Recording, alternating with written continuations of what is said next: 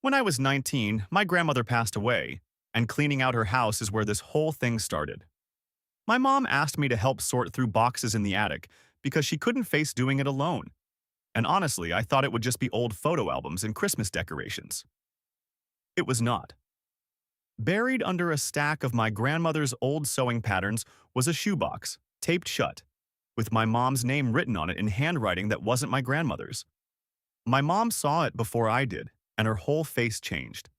She grabbed it out of my hand so fast it almost tore and said, "That's nothing, just old stuff," and put it in her bag without opening it in front of me. I've known my mom my entire life to be a pretty calm, put-together person. She doesn't get rattled easily. So watching her hands actually shake while she held that box told me it was very much not nothing. I didn't push it that day. We finished the attic, drove home in mostly silence, and I figured whatever was in that box was her business, not mine. But over the next few weeks, I noticed she started acting different. She'd go quiet mid-conversation sometimes, staring at nothing. She started making excuses to visit her sister, my aunt, more often, which was strange because the two of them hadn't been especially close my whole life. Then one night, I came home late from a friend's place and found my mom sitting at the kitchen table at 1 a.m. with that same shoebox open in front of her and papers spread out, and she was crying in a way I had genuinely never seen before. Not soft crying, the kind where your whole body shakes. I asked if she was okay, and she quickly wiped her face and said she was fine, just tired, and swept the papers back into the box before I could see anything on them. But I did catch one word on top of one of the papers before she covered it. It said adoption. I didn't sleep that night. I just lay there running through every memory I had of my mom, my aunt, my grandmother, trying to figure out what adoption could possibly mean in the middle of all this. The next morning, my mom left early for work, which she never does without saying goodbye, and that alone told me something was seriously off. The second the front door closed, I went straight to her room. I know. I wasn't proud of it even as I was doing it, but I needed to know why my mom was falling apart over a box of old papers. I found the shoebox in the back of her closet. Inside were letters, a birth certificate, and a small black and white photo of a baby I didn't recognize. The birth certificate had my mom's name on it as the mother, but a birth date that didn't match anything I'd ever known.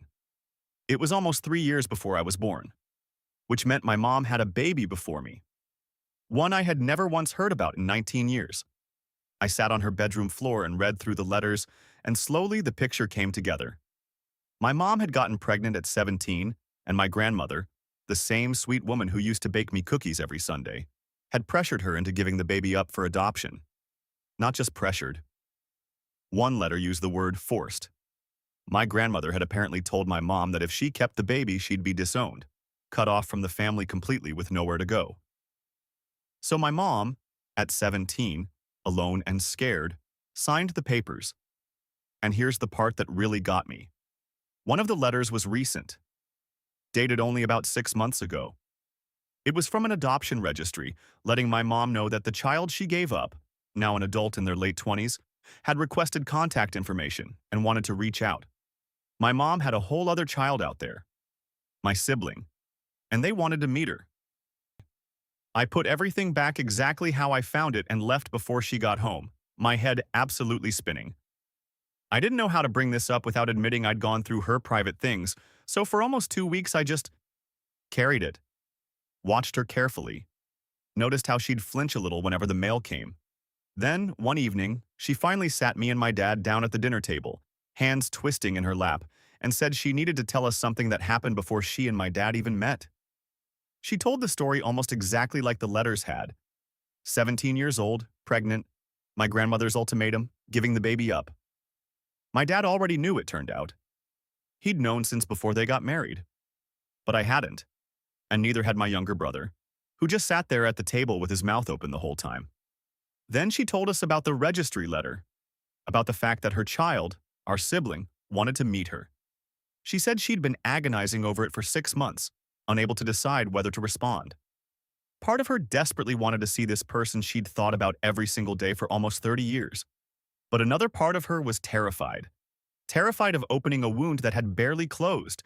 Terrified this person would hate her for giving them up. terrified it would somehow break our family apart by bringing in someone none of us had grown up with. I asked her straight out, "Do you want to meet them?" She looked at me for a long time before she answered. "More than anything," she said. "But I don't know if I have the right to, after everything." That's when I decided I wasn't going to just sit back and watch her torture herself over this. If she wanted to meet her child, I was going to help her do it, whether she reached out herself or not. I found the adoption registry's contact information in the same letter I'd already seen once, and I called them myself the next day without telling my mom. They explained that since the request for contact had come from her biological child, my mom just needed to respond in writing to confirm she was open to it, and the registry would facilitate an introduction from there. A phone call first, if both sides agreed, before anything in person. I wrote up a simple letter using pieces of what my mom had said at the dinner table, careful not to put words in her mouth she hadn't actually said, just organizing her feelings into something she could send if she chose to. I printed it out and left it on her nightstand with a note that said, "You don't have to send this, but if you want to, it's ready. I'll go with you if you meet them." 2 days later, she came into my room holding that exact letter, and she was crying again. But this time it looked different. Lighter, somehow. She said, "I already mailed a copy of my own version this morning. I couldn't sleep until I did it." 3 weeks later, we got a response. My sibling, I'll call them Alex, wanted to talk. A video call was set up for the following Saturday. I sat next to my mom on the couch when the call connected, and I watched her hands shake exactly the way they had that day in the attic. And then Alex's face appeared on the screen, and I swear the resemblance to my mom was so strong it almost knocked the air out of me. Same eyes, same way of tilting their head when they're nervous. Nobody said anything for what felt like a full minute. Then my mom whispered, "I'm so sorry," and Alex, through tears, said, "I don't need an apology. I just wanted to know you." That first call lasted almost 3 hours. My mom told Alex everything, the pressure, the fear, the fact that she thought about their birthday every single year without fail, that she'd kept a small drawing Alex had apparently made in a school project years ago that somehow reached her through the adoptive family before they lost touch. Alex talked about their childhood, their adoptive parents, who they said were wonderful and loving, and how they'd started searching not because anything was missing from their life, but because they simply wanted to know where they came from. A month later, Alex flew in to meet us in person.